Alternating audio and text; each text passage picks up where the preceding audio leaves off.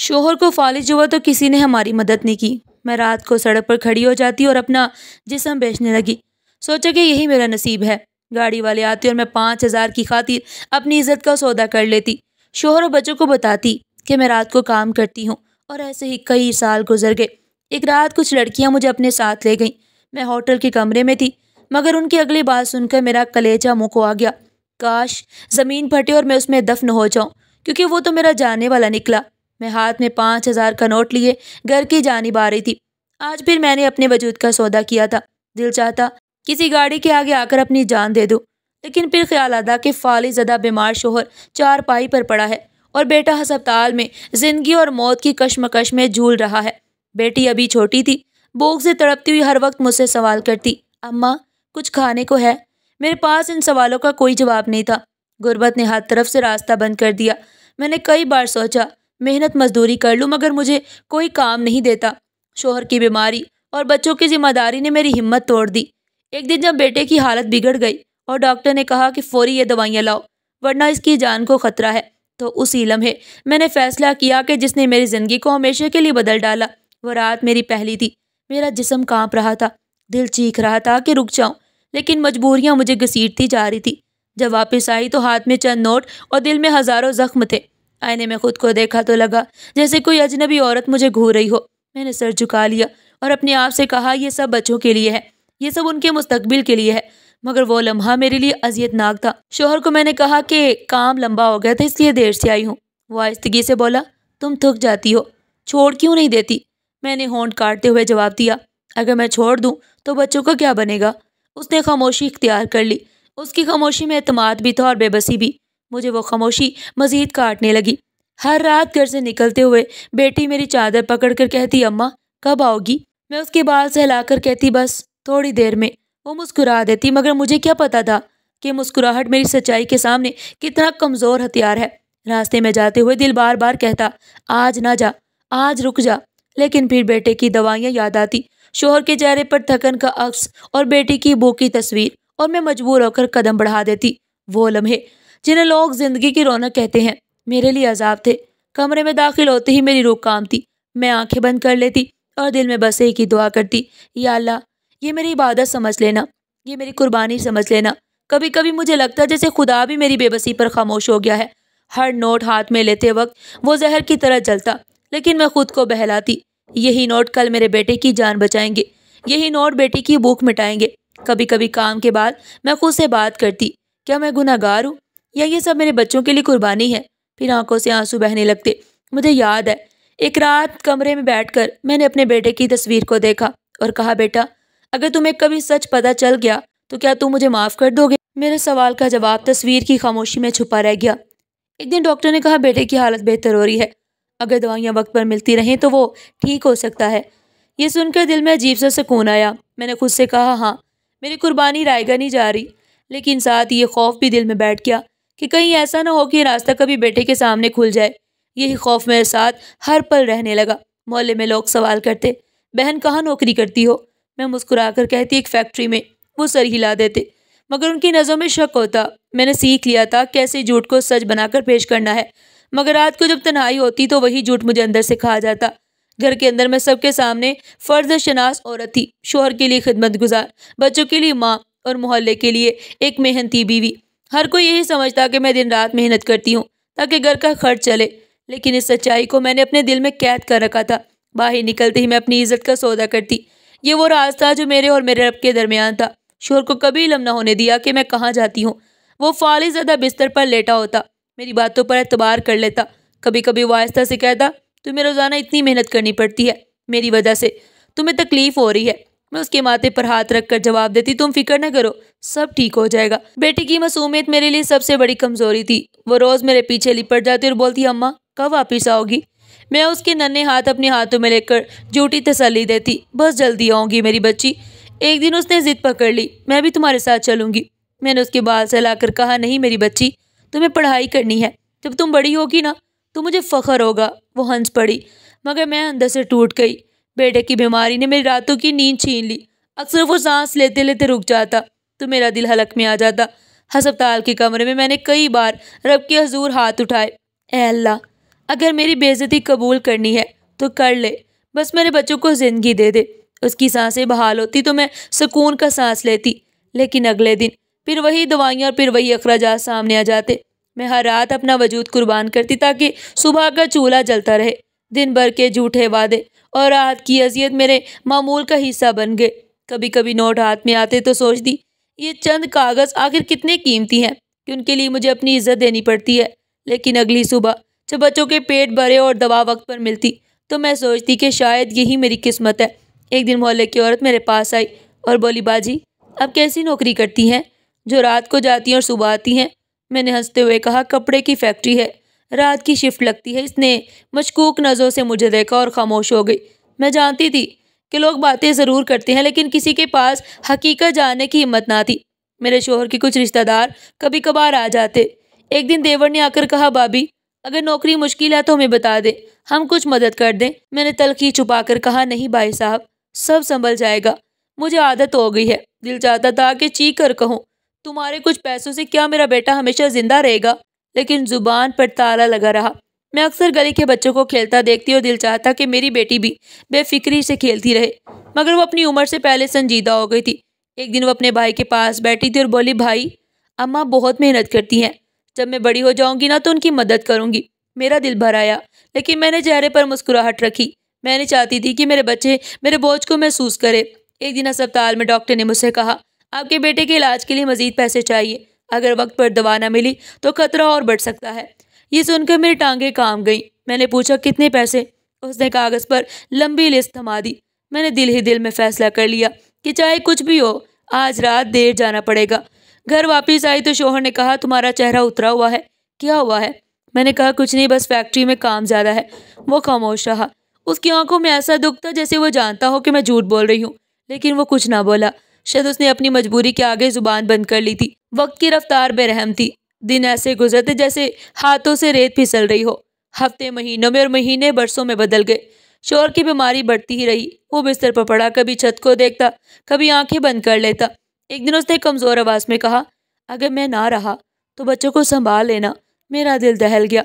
मैंने आंसू रोकर कहा, ऐसी बात मत करें, आपको कुछ नहीं होगा। लेकिन हकीकत उसके बरक्स थी।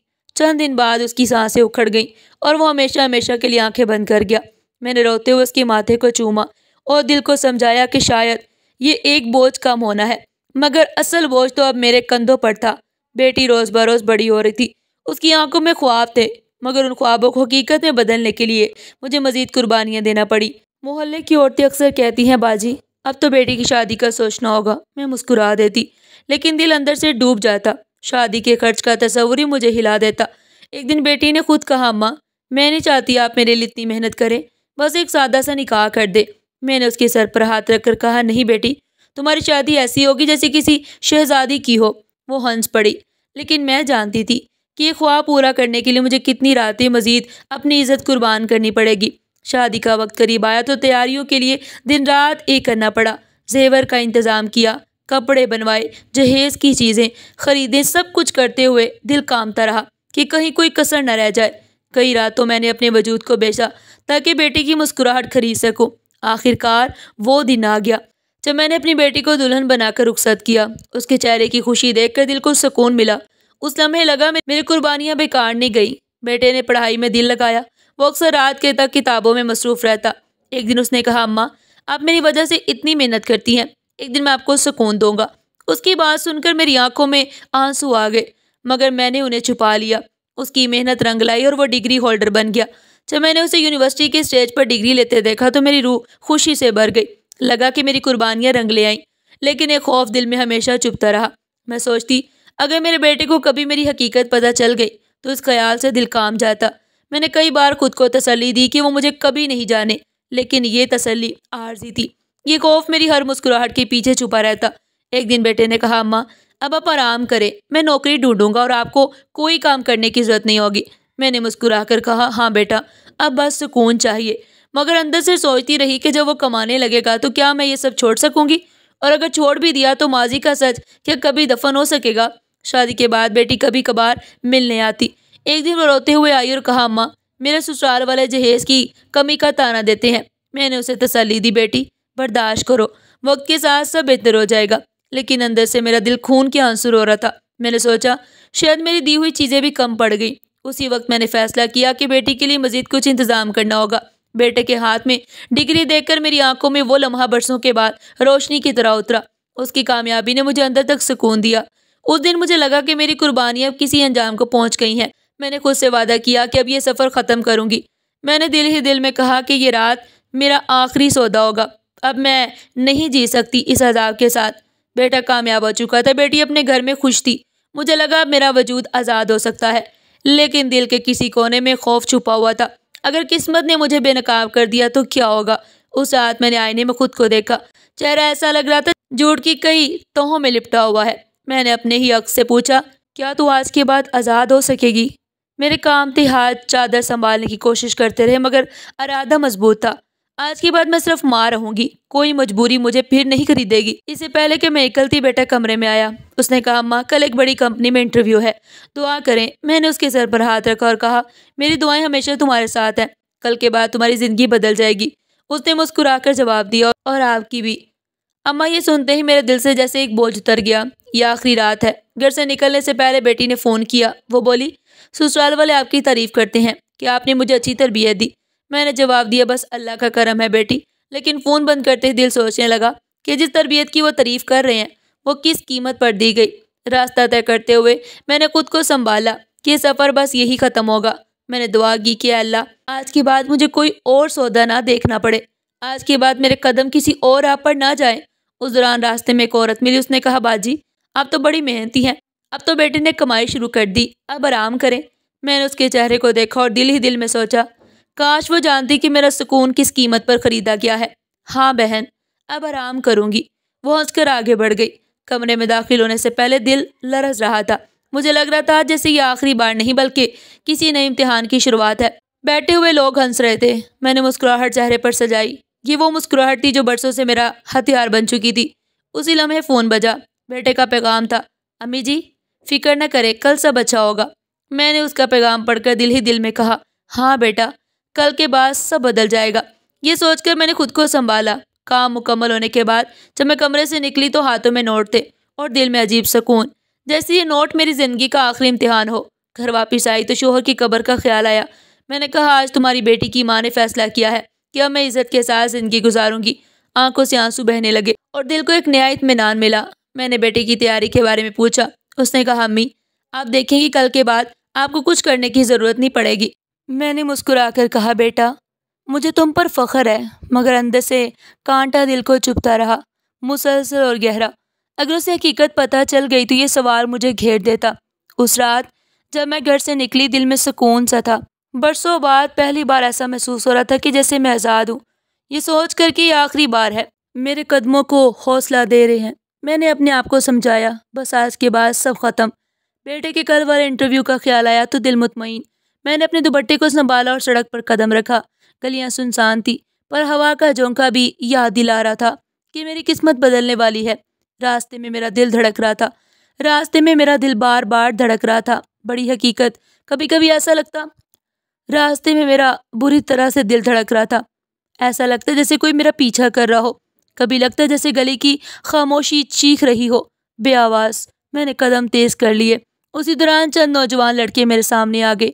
उनमें से एक ने तंजिया लहजे में कहा, कहाँ जा रही हो खाला, आज हम ले जाएं? मैंने गुस्से को छुपाते हुए कहा, रास्ता छोड़ दो जल्दी। लेकिन वो हंसने लगे। दूसरे ने आगे बढ़कर मेरा बाजू पकड़ा और कहा, बस आज की रात हमारी होगी। मेरा दिल दहल गया। मैंने नरम लहजे में कहा, ये ठीक नहीं है, मुझे छोड़ दो। मगर उनके चेहरे पर शर्म का कोई भी असर नहीं था। वो मुझे ज़बरदस्ती एक कमरे की तरफ ले गए। मेरे कदम भारी हो चुके थे। दिल ने कहा, खैर यह आखिरी बार है। मैंने दिल को तसल्ली दी। मसनूई मुस्कुराहट चेहरे पर सजा ली जो बरसों से मेरा हथियार थी। कमरे में दाखिल होते ही मेरा जिस्म अकड़ गया। मैंने सोचा ये आम रात होगी, लेकिन अगले लम्हे मेरी सांस रुक गई। सामने जो हंसी गूंज रही थी वो किसी अजनबी की नहीं, मेरे अपने बेटे की थी। मेरा बेटा, मेरा फ़ख्र, मेरी ज़िंदगी की मेहनत का नतीजा। वो वहाँ दोस्तों के साथ बैठा हंस रहा था। उसकी हंसी मेरे कानों में खंजर बनकर उतर रही थी। मैंने लरजते कदमों के साथ उसे गौर से देखा। वो बिल्कुल बेफिक्री से अपने दोस्तों के साथ मसरूफ़ था। मैंने दिल ही दिल में कहा, या अल्लाह ये ख्वाब है या हकीकत। मेरा दिल चाहा फ़ौरन जाकर चीखूं, बेटा मैं हूँ तुम्हारी माँ। मगर मेरे कदम ज़मीन से जकड़े हुए थे। एक दोस्त ने हंसते हुए कहा, आज देखो क्या मज़ा होगा। और मेरा बेटा भी कह के लगा रहा था। हंस दिया। मेरी आंखों के सामने अंधेरा छा गया। मैंने दिल ही दिल में कहा, ये वो लम्हा है जिसे बरसों से डरती रही हूँ। हिम्मत जुटाकर कहा, बेटा। मगर आवाज़ गले में अटक गई। उसने मेरी तरफ देखा। चंद लम्हों के लिए उसकी मुस्कुराहट थमी, लेकिन फिर फौरन नजरें फेर ली। उसका रवैया ऐसा था जैसे वो मुझे पहचानता ही ना हो। मैं कांप गई। मैंने फिर कहा, बेटा ये मैं हूँ। लेकिन वो अपनी सीट से ना उठा और अपने एक दोस्त से बोला, चलो कमरे में चलते हैं। उसके कदमों की चाप मेरे दिल पर बिजली बनकर गिरी। उसने जानबूझकर मुझे अनजान बनाया। वो मेरा बेटा था, लेकिन उस लम्हे उसने मुझे पहचानने से इनकार कर दिया। कमरे में मौजूद बाकी लड़कों ने मुझे घेर लिया। एक ने कहा, बीबी डर क्यों रही हो, ये तो बस खेल है। मैंने उसे परे धकेलते हुए कहा, तुम लोग नहीं जानते तुम क्या कर रहे हो। मगर वो हंसे। मेरा दिल तड़प उठा। मैंने आखिरी बार मसनूई मुस्कुराहट जोड़ी और सोचा, ये लम्हा मेरी मौत है, लेकिन शायद यही मेरा इम्तिहान भी है। उसी दौरान मेरा फ़ोन बजा। मैंने कांपते हाथ से देखा तो बेटे का ही नाम जगमगा रहा था। उसके दोस्तों को शक न हुआ कि ये उसी का फ़ोन है। मेरा दिल मज़ीद दहल गया। मैंने फ़ोन उठाया तो दूसरी जानब उसकी आवाज़ आई, अम्मी मैं दोस्तों के साथ हूँ, आप फिक्र न करें, मैं जल्दी आ जाऊँगा। ये सुनकर मेरी आंखों से आंसू बह निकले। वो फ़ोन पर माँ को तसल्ली दे रहा तो हकीकत में मेरे सामने बैठा मुझे अनजान बना रहा था। फ़ोन बंद करते ही मैंने आसमान की तरफ देखा। दिल में कहा, या अल्लाह ये कैसा इम्तिहान है। उस समय मुझे लगा जैसे मेरा जिस्म ज़मीन में दफन हो रहा है। उस लम्हे मुझे लगा जैसे मेरा जिस्म ज़मीन में दफन हो रहा है। मैंने अपनी नज़र नीचे कर ली। आंसू रुखसारों पर बह रहे थे। मैंने खुद से कहा, अब कुछ बाकी नहीं। मैंने खुद को संभाला, खामोशी से वहाँ से निकल गई। गली में खामोशी थी मगर दिल में तूफान। मैं चलती गई, कदम कांप रहे थे लेकिन हौसला कायम था। मुझे लगता था जैसे हर दीवार में जहाँ मजाक उड़ाड़ी हो। मेरा दिल जल रहा था। मैं सोच रही थी कि जिस बेटे के लिए मैंने सब कुछ कुर्बान किया, आज वही मेरे लिए अजनबी बन गया। मेरा खून मेरी आंखों के सामने शर्मिंदगी का लिबास पहन चुका था। मैं रुक गई। दिल चाहा कि ज़मीन फट जाए और मैं उसमें समा जाऊं, मगर ज़िंदगी ने मुझे चलने पर मजबूर किया। मैंने अपने घर का दरवाज़ा देखा तो आंखों से आंसू रुक ना पाए। मैं दरवाजे पर खड़ी रही। काफ़ी देर तक दिल चाहता था कि वक्त यहीं रुक जाए ताकि मैं मजीद ना देखूं, मगर वक्त आगे बढ़ता रहा। बेटे का इनकार मेरे दिल में जलता रहा, जैसे आग में पत्थर बन चुकी थी, अंदर से खाली और टूट चुकी थी। मैंने आसमान की जानिब देखा और धीरे से कहा, या अल्लाह अगर ये मेरी आजमाइश थी तो मैंने सब्र कर लिया। तू गवाह रही सब्र का, क्योंकि मैंने अपने रब के लिए सब कुछ बर्दाश्त किया। वही मेरा सहारा, वही मेरा रब है। मैंने अपने बेटे के लिए कुर्बानियाँ दी थी, लेकिन आज वो कुर्बानियाँ मेरे सामने रायगा हो रही थी। रात गहरी होती गई। गलियां मजीद सुनसान हो गई। मैं अभी तक दरवाजे पर खड़ी थी, पत्थर की तरह बेजान दिल जैसे सीने से बाहर निकल आया। मैंने लरसते हाथों से अपने बेटे को पहचाना। वो कह के लगा रहा था, दोस्तों के साथ बैठा, जैसे दुनिया की कोई भी परेशानी उसके करीब ना हो। मैंने चाहा कि वो मेरी तरफ देखे, पहचाने और मुझे माँ कहकर पुकारे, लेकिन जैसे उसकी नज़र मुझ पर पड़ी उसका चेहरा बदल गया। वो अचानक खामोश हुआ और फिर मुंह मोड़ लिया। उसकी आंखों में नफरत नहीं थी, बल्कि एक सख्त इनकार था। ऐसा इनकार जो दिल को चीर डाले, जैसे वो मुझे जानना ही नहीं चाहता। मैं ज़मीन में गिर गई। कमरे की ठंडी ईंटों ने मेरे वजूद की गर्मी खींच ली। मैंने खुद से कहा, ये वही बेटा है जिसके लिए मैंने अपनी ज़िंदगी कुर्बान की, जिसके लिए हर रात अपना वजूद बेचा। लेकिन आज वही बेटा मुझसे बेगाना बन रहा था। मेरी आंखों से आंसू बहने लगे। मैंने ऐसा आवाज़ में पुकारा, बेटा, लेकिन मेरे अल्फाज हवा में कहीं गुम हो गए। वो दोस्तों के दरमियान बुलंद आवाज़ में हंसा और फिर अपने एक साथी से बोला, चलो अंदर चलते हैं, वक्त ज़ाया मत करो। मेरा दिल चीर गया। वो अपने दोस्त के साथ कमरे की तरफ बढ़ा और मेरे दरवाजे पर पत्थर बनी खड़ी रह गई, जैसे किसी ने मेरी टांगों को जंजीर से बांध दिया हो। मेरी आंखों ने वो मंजर देखा जो बरसों के खौफ की हकीकत था। मेरे करीब खड़े एक लड़के ने तंजिया लहजे में कहा, बीबी क्या हुआ, ऐसे क्यों देख रही हो, अंदर जाना है तो चलो। मैंने उसकी तरफ देखा और चीखने को दिल चाहा, लेकिन आवाज़ गले में दब गई। मैंने दिल ही दिल में दुआ की, या अल्लाह मुझे हिम्मत दे। मैंने दोबारा अपने बेटे को पुकारने की कोशिश की, बेटा ये मैं हूँ, तुम्हारी माँ। मगर वो रुका नहीं। उसने अपने दोस्तों का हाथ पकड़ा और दरवाज़ा खोलकर अंदर चला गया। दरवाजे की आवाज़ ने मेरे वजूद को दो हिस्सों में बांट दिया। मैंने कदम आगे बढ़ाने की कोशिश की, लेकिन कमज़ोरी ने मुझे रोक दिया। दीवार के साथ सहारा लेकर खड़ी रही। कमरे के अंदर से हंसी और शोर की आवाज़ें आ रही थी। मेरा दिल चाह रहा था कि दौड़कर अंदर जाऊं और सब खत्म कर दूं, लेकिन मेरे कदम जवाब दे चुके थे। एक लड़का मेरे करीब आया और बोला, बीबी ये सब रोज़ का खेल है, तुम क्यों घबरा रही हो। मैंने उसकी तरफ आंख उठाकर देखा और गुस्से से कहा, तुम्हें पता है तुम किसके साथ खेल रहे हो। वो हंस पड़ा और बोला, हमारा क्या लेना देना, हम तो बस मज़े के लिए आए हैं। उसकी बात मेरे दिल पर खंजर बन गई। मैंने एक लम्हे के लिए सोचा कि सब छोड़कर भाग जाऊं, लेकिन फिर ख्याल आया कि मेरा बेटा अंदर है। अगर मैं चली गई तो वो सोचेगा कि मैं कमज़ोर हूँ, लेकिन अगर रुक गई तो ये लम्हा मेरा सब कुछ ख़त्म कर देगा। दिल का बोझ इतना बढ़ गया कि सांस लेना दुश्वार हो गया। मेरी आंखों के सामने अंधेरा छा गया, ज़मीन जैसे घूम रही थी, कमरे की आवाज़ें मदम होती गई, मेरा जिस्म जवाब दे गया और मैं वहीं बेहोश गिर पड़ी। लड़के जो लम्हा पहले कह के लगा रहे थे अचानक खौफ के मारे बुखला गए। एक ने कहा, अबे ये तो मर गई। तो दूसरा घबरा कर बोला, चलो यहाँ से निकलते हैं वरना पुलिस हमें पकड़ लेगी। यूं सब बदहवास होकर भाग निकले। मेरी आंखें बंद थी मगर रूह बेचैन थी। वक्त का कोई पता न चला, न जाने कितने लम्हे या कितने घंटे गुजरे। खुदा ने करम किया कि एक राहगीर वहां से गुजरा। उसने मुझे जमीन पर पड़ा देखा। मेरा चेहरा पीला और सांस बेरब थी। वो चौंक कर रुका, बीबी अब ठीक है? फिर उसने आवाज़ बुलंद की और करीब के एक शख्स को बुलाया। दोनों ने मिलकर मुझे उठाया और तेजी से रिक्शा रोका। जल्दी अस्पताल ले चलो, ये औरत मर न जाए। अस्पताल पहुंचे, डॉक्टर और नर्सें हरकत में आई। मुझे इमरजेंसी वार्ड में ले जाया गया। ब्लड प्रेशर नीचे गिर गया था, दिल की धड़कनें बेकाबू थी। डॉक्टर ने कहा फौरन ड्रिप लगाओ। ऑक्सीजन। 2 नर्सें दौड़ती रहीं, मशीनें बजती रहीं। मैं बेहोश थी लेकिन दिल कहीं न कहीं सब सुन रहा था। घंटों बाद मेरी आंख आहिस्ता आहिस्ता खुली, रोशनी चुभने लगी। अस्पताल की छत नजर आई, इर्द गिर्द का माहौल उभरने लगा। मैंने पहलू बदला तो सरहाने एक धुंधली सी तस्वीर दिखाई दी। जब निगाह साफ हुई तो दिल दहल कर रह गया। वो मेरा बेटा था, वो मेरे करीब बैठा था। उसकी आंखों से आंसू बह रहे थे, लेकिन उसकी नजरें मुझ पर नहीं थी। वो जमीन को घूर रहा था। उसकी खामोशी मेरे लिए 1000 खंजर थी। मैंने कांपते हाथ से उसका हाथ थामा। हाथ थामने की देर थी कि मेरे होंठों से आहिस्ता अल्फाज निकले, बेटा ये सब मैंने तुम्हारे लिए किया। मगर मेरी आवाज़ लरज रही थी, जैसे अल्फाज भी टूट कर गिर रहे हों। उसने चौंक कर मेरी जानिब देखा। उसकी आंखें सुर्ख थी। वो कुछ कहना चाहता था मगर जुबान पर अल्फाज ना आ सके। मैंने दोबारा कहा, बेटा जो कुछ भी हुआ ये सब मैंने तुम्हारे लिए सह लिया। तुम्हारी पढ़ाई, तुम्हारा मुस्तकबिल। वो कुर्सी से उठा, चंद कदम पीछे गया, दीवार के साथ टिक कर खड़ा हो गया। उसने हिचकिचाते हुए कहा, अम्मी आपने क्यों किया ये सब? उसकी आवाज़ में दर्द भी था और सवाल भी। मैंने गहरा सांस लिया। मजबूरी थी बेटा, तुम्हारे अब्बू बीमार थे, तुम अस्पताल में पड़े थे, तुम्हें दवाओं की ज़रूरत थी। मैंने और कोई रास्ता नहीं पाया। मेरी आंखों से आंसू बहने लगे। वो तड़प उठा, लेकिन अम्मी आपने मुझे क्यों नहीं बताया? मैं भूखा रह लेता, बीमार रह लेता, मगर आपको ये सब करने की ज़रूरत ना पड़ती। उसके अल्फाज मेरे सीने को चीरने लगे। मैंने धीरे से कहा, बेटा माँ अपने बच्चे को भूखा या बीमार नहीं देख सकती। उसके लिए अपनी जान भी दे दे तो कम है। कमरे में खामोशी छा गई। मशीन की बीप की आवाज़ें सुनाई दे रही थी। मैंने बेटे की तरफ हाथ बढ़ाया। बेटा तुम मेरी इज्जत हो, मेरी उम्मीद हो, मैंने सब कुछ तेरे लिए किया। वो लड़ते कदमों के साथ वापस मेरे करीब आया, बिस्तर के करीब पास बैठ गया, मगर नज़र झुकाई रखी। उसके होंठ कँपा रहे थे। वो आहिस्ता से बोला, अम्मी मैंने आपको देखा, मैंने अपनी आंखों से देखा और मैंने कुछ ना कहा। मैं आपको पहचानते हुए भी पहचान न सका। मैंने उसका हाथ दबाकर कहा, तूने इनकार किया, मुझे बेगाना समझा, मगर मैंने तुझे कभी अनजान नहीं समझा। तू मेरा बेटा है, मेरा सब कुछ। वो सर थाम कर रोने लगा। अम्मी ये बोझ मैं कैसे सहूँगा? दोस्तों के सामने आपको देखकर मेरे अंदर सब टूट गया। मैंने उसे रोकने की कोशिश की। बेटा मत रो, मेरी जिंदगी का हर लम्हा तेरे लिए था, ये सब तेरे लिए बर्दाश्त किया। उसकी आंखों से आंसू बरसने लगे। वो बार बार यही कह रहा था, अम्मी काश मैं ना देखता, काश मुझे पता ना चलता।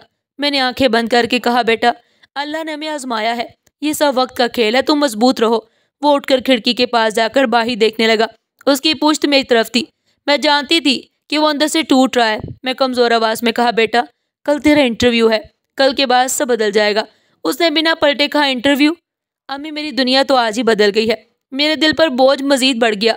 मैंने आहिस्ता से कहा, बेटा मेरी ज़िंदगी ख़त्म हो जाएगी अगर तूने हिम्मत हार दी। वो खामोश रहा। कमरे में गहरी खामोशी फैल गई। मेरा हाथ अब भी कांप रहा था। मैंने सोचा काश ये लम्हा ना आता, लेकिन वो आ चुका था और मेरा बेटा उसका गवाह बन चुका था। बेटे के चेहरे पर टूटने वाली मासूमियत ने मेरा दिल चीर दिया। उसकी आंखों में वो भरोसा टूट गया था जो बरसों से मेरे वजूद का सहारा था। उसने दहाड़े मार कर रोते हुए कहा, अम्मी आपने अपनी इज्जत कुर्बान की और मैंने आपको रुसवा कर दिया। ये बोझ मैं नहीं सह सकता। उसकी आवाज़ में ऐसा दर्द था कि मेरे कान सुनने से कासिर हो गए। उसके अल्फाज मेरे दिल में खंजर की तरह उतर गए। मैंने कपकपाते हुए कहा, बेटा मैंने अपने लिए कुछ नहीं किया, सब तुम्हारे लिए किया, तुम्हारी तालीम, तुम्हारा मुस्तकबिल। लेकिन वो मेरी बात मुकम्मल होने से पहले ही तेज़ी से खड़ा हुआ और वार्ड की दीवारों पर उसके कदमों की आवाज़ गूंजी, जैसे हर आहट मेरा दिल चीर रही हो। वो कमरे से बाहर भाग गया। मैंने चीख कर कहा, रुक जा बेटा, रुक जा, मेरी बात तो सुन ले। मगर मेरी आवाज़ कमरे की सफ़ेद दीवारों से टकरा कर रह गई। दरवाज़ा बंद होने की आवाज़ ने मुझे अंदर से तोड़ दिया। नर्स अंदर आई और हैरान होकर पूछने लगी, बीबी आपके बेटे को क्या हुआ? वो क्यों ऐसे भागे जा रहे थे? मैंने आंसू पोंछते हुए कहा कि वो बस परेशान है, मगर मेरा दिल जानता था कि ये मामला परेशानी का नहीं था। वो मेरी हकीकत का बोझ उठाने के काबिल नहीं रहा। चंद लम्हे बाद बाहर से शोर सुनाई दिया। नर्स भाग कर गई और फिर फ़ौरन वापस आई। उसने कहा, बीबी आप अपने बेटे को संभाले, वो बहुत परेशान है। मैंने कमरे से निकलने की कोशिश की, मगर मेरे कमज़ोर जिस्म ने साथ न दिया। मैंने नर्स से कहा, मेरी मदद करो, मुझे उसके पास जाना है।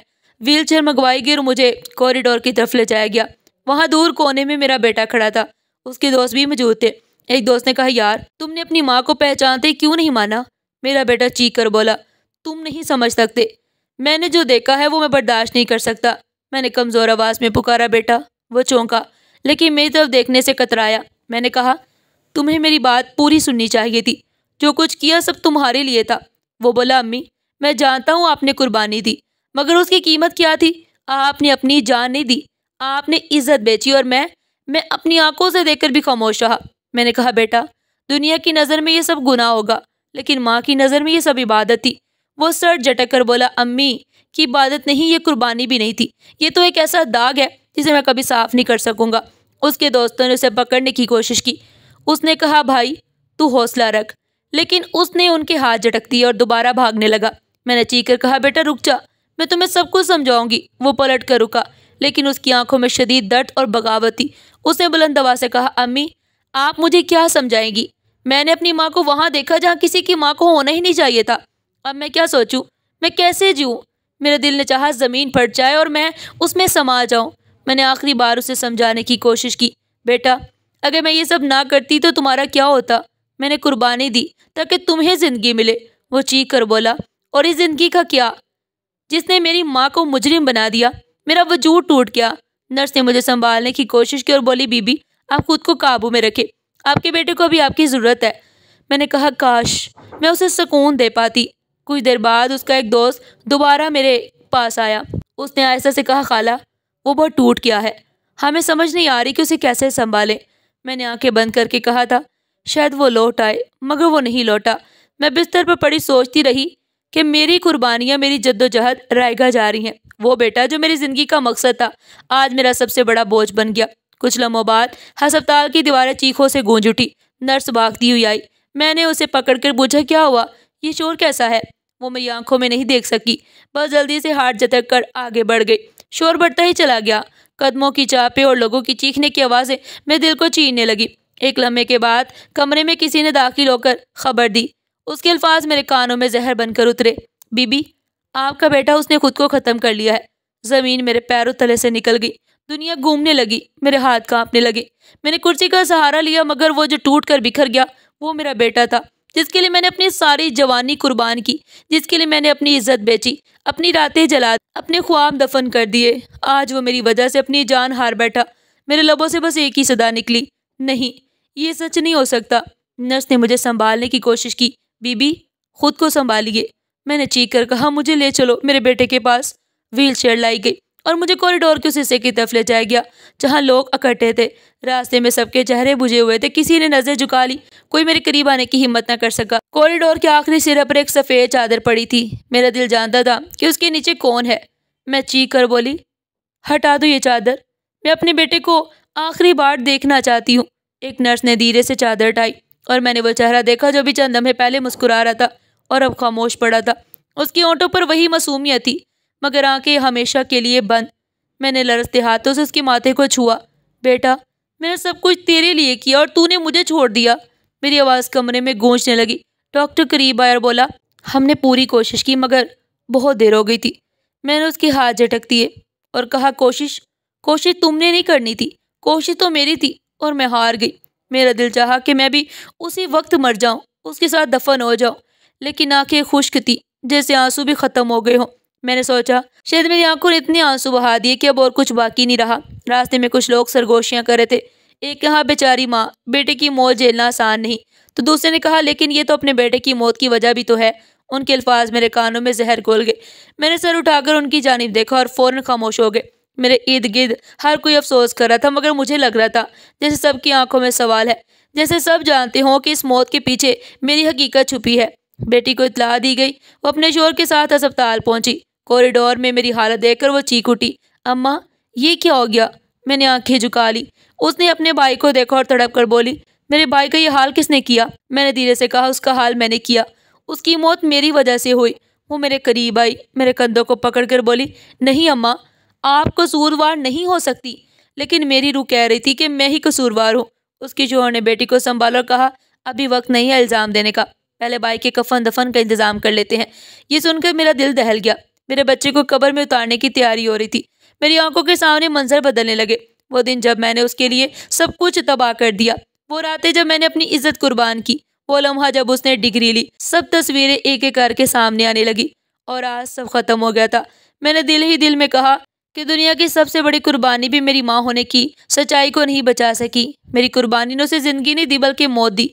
मैंने आखिरी बार उसके चेहरे को देखा, उसकी पेशानी को चूम कर कहा, बेटा मुझे माफ़ कर देना। मैं अस्पताल के बिस्तर पर बेजान सी पड़ी सोचती रही। जिस्म तो जिंदा था मगर रूह जैसे मर चुकी थी। हर चीज़ बोझ लग रही थी। कमरे की सफ़ेद चादरें चीख चीख कर मुझे मेरी तन्हाई का एहसास दिला रही थी। मैंने खुद से सवाल किया, क्या मेरी कुर्बानियाँ बेमायनी थी? क्या सब कुछ रह गया? बेटे की लाश की तस्वीर आंखों के सामने थी। वो बेटा जिसके लिए मैंने जिंदगी का हर लम्हा कुर्बान किया, आज मेरी आंखों के सामने मर गया। मेरे दिल में खलश उठी। क्या मेरा बेटा मेरे खलूस को कभी समझ नहीं पाया? मैंने खुद को कसूरवार ठहराया। शायद कसूर मेरा ही था। शायद मैंने सच छुपाने में बहुत देर कर दी। अगर कभी इससे पहले बता देती, अगर उसे कह देती कि सब तेरी खातिर है, तो शायद वो बर्दाश्त कर लेता। शायद वो मेरा बोझ अपने कंधों पर ले लेता। लेकिन अब सब खत्म हो चुका था। शोर कब्र में दब चुका था। बेटी पराई हो चुकी थी और बेटा मेरी आंखों के सामने अपनी जान दे गया। मैं खाली हाथ और टूटे दिल के साथ जिंदा थी। उसी दौरान बेटी मेरे पास आई। उसकी आंखें रोते रोते सुर्ख हो चुकी थी। उसने कहा, अम्मा आप कुछ बोलती क्यों नहीं? मैंने कमजोर आवाज में कहा, क्या बोलूं बेटी, मेरा बेटा तो चला गया। वो तरफ उठी, अम्मा आंसू को संभालना होगा। एक गया है मगर अब आप ही हमारा सहारा है। मैंने उसकी तरफ देखकर कहा, बेटी सहारा वही होता है जिसके पास कुछ हो। मेरे पास तो कुछ भी नहीं बचा। मेरी बेटी ने सर झुकाकर कहा, नहीं अम्मा, जिंदगी अभी आपके पास है, हम हैं ना आपके पास। मैंने सरदाह भरी और धीरे से कहा, नहीं बेटी, तुम अपनी दुनिया में हो। माँ का सहारा वो बेटा होता है जो आज कब्र में जाकर सो गया है। कमरे में खामोशी तारी है। कमरे में खामोशी तारी रही। कभी कभी डॉक्टर आकर मेरी हालत पूछते। एक नर्स आहिस्तगी से बोली, बीबी आप बहुत बहादुर हैं, अल्लाह आपको सब्र दे। मैंने दिल ही दिल में सोचा, अगर ये बहादुरी है तो काश मैं कमज़ोर ही रहती। रात को बेटी का शोहर आया। उसने कहा, अम्मी अब आप हमारे साथ चलें, ये घर ये यादें सब आपके लिए जहर बन जाएंगी। मैंने निगाह झुकाकर कहा, बेटा मैं कहाँ जाऊँगी? जहाँ भी जाऊँगी ये यादें मेरे साथ होंगी। उसने तसल्ली देते हुए कहा, वक्त सब जख्म भर देता है। मैंने कड़वा लहजा इख्तियार किया, जख्म नहीं बढ़ते, वक्त सिर्फ जख्म को छुपा देता है। मेरी आंखों के सामने बेटे की हंसी गूंज रही थी मगर अब वो नहीं रहा। उसने मुझे पहचानने से इनकार किया। मैंने आंखें बंद की और दिल में कहा, ये कुर्बानियाँ कैसी थी? खड़े होकर मैंने हाथ उठाया और कहा, मेरे रब मुझे माफ़ कर दे। मैंने अपने बेटे की लाश को चूम कर रुखसत किया मगर दिल को सुकून मिला। कब्रिस्तान से वापस आकर सब ने कहा, नहीं, जिंदगी वो नहीं होती जो आपने बेटे को दफन कर कर आई है। जिंदगी वो होती है जो दोबारा शुरू की जाए। लेकिन मैं जानती थी कि बेटे को दफन करने के बाद माँ की जिंदगी दोबारा शुरू नहीं होती। अल्लाह की मर्जी के आगे किसी का जोर नहीं। किसी ने सरगोशी में कहा, यही सदमे लोगों को कब्र तक ले जाते हैं। उनके अल्फाज मेरे दिल को चीरते गए। जब सब जा चुके तो मैं अस्पताल के कमरे में अकेली रह गई। बाहर अंधेरा फैला हुआ था।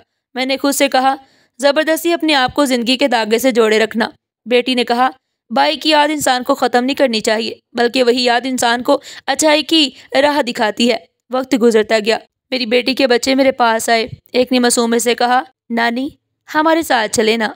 मैंने उनके चेहरे को देखा और दिल में कहा, शायद यही अल्लाह का पैगाम है कि मैं अभी जिंदा हूँ। लेकिन दिल का बोझ कम ना हुआ। रात को जब सब सो गए मैंने कुरान खोला और दिल से दुआ मांगी, या अल्लाह मेरी कुर्बानियाँ तूने देखी हैं, मुझे माफ़ कर दे, मुझे सुकून दे दे। मैं सोचती रही कि मेरी ज़िंदगी एक सवाल बनकर रह गई। क्या मेरी कुर्बानियाँ बेमायनी थी? क्या ये सब मेरे नसीब में लिखा था? आखिर मैं बस इतना जान पाई कि मैं खाली हाथ और टूटे दिल के साथ जिंदा हूँ। अगर इस कहानी ने आपके दिल को छुआ है तो इसे दिल से एक दुआ के साथ शेयर करें। आपका एक लाइक, एक सब्सक्राइब, एक शेयर किसी का दिल बदल सकता है, किसी की ज़िंदगी का रुख मोड़ सकता है। नई कहानियाँ, नए सबक और ज़िंदगी बदल देने वाले पैगाम हम आपके लिए रोज़ाना लाते रहते हैं। लिहाजा सब्सक्राइब करें और बेल आइकन ज़रूर दबाएं ताकि जब अगली कहानी आए सबसे पहले आप सुने। फिर मिलते हैं एक नई कहानी के साथ। तब तक के लिए अल्लाह हाफिज़।